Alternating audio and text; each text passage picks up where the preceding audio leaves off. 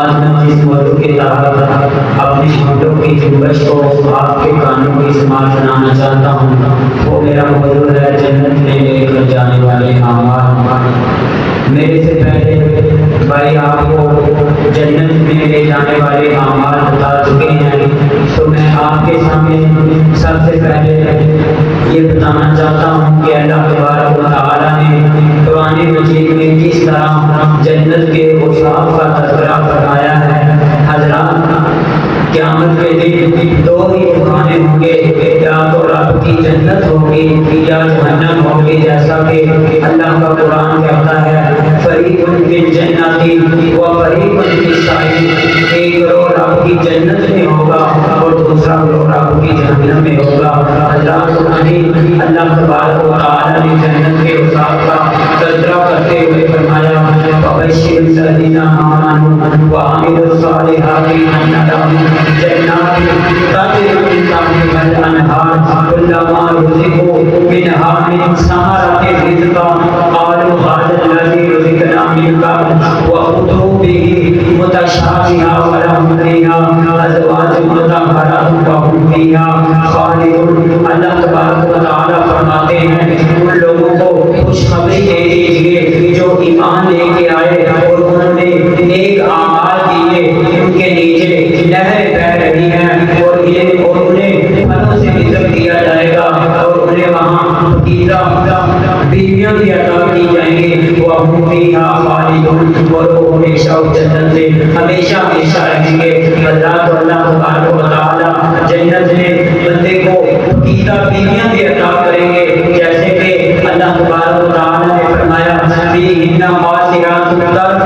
لَمْ يَطْمِثْهُنَّ إِنسٌ قَبْلَهُمْ وَلَا جَانٌ۔ اللہ تبارک و تعالیٰ فرماتے ہیں جنت میں نیکی نگاہنے والی حوریں ہوں گے جن کو آج تک نہ کسی انسان نے ہاتھ لگایا اور نہ کسی چیز نے ہاتھ لگایا۔ حضرت انس رضی اللہ تعالیٰ عنہ بیان کرتے ہیں کہ نبی علیہ السلام نے فرمایا اللہ کے راستے میں نکلنا، صبح نکلنا، شام کے وقت نکلنا دنیا اور دنیا میں جو کچھ ہے سب سے بہتر ہے۔ اور آگے فرمایا جنت میں ایک ہاتھ کے برابر اگر جگہ مل جائے دنیا اور دنیا میں جو کچھ ہے سب سے بہتر ہے۔ آگے فرمایا اگر اہل جنت کی ایک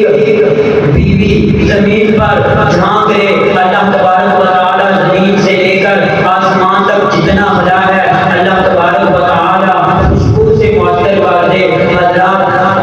اگر جنت میں فقیرہ بیوی مل جائے، حضرات دنیا اور دنیا میں جو کچھ ہے سب سے بہتر ہے۔ حضرات، جنت کے اوصاف معلوم کرنے کے بعد آپ کو یہ پیدا ہوتا ہے ہم اس جنت میں کس طرح داخل ہو سکتے ہیں، ہم یہ اس راستے پر کس طرح چل سکتے ہیں۔ حضرات، نبی علیہ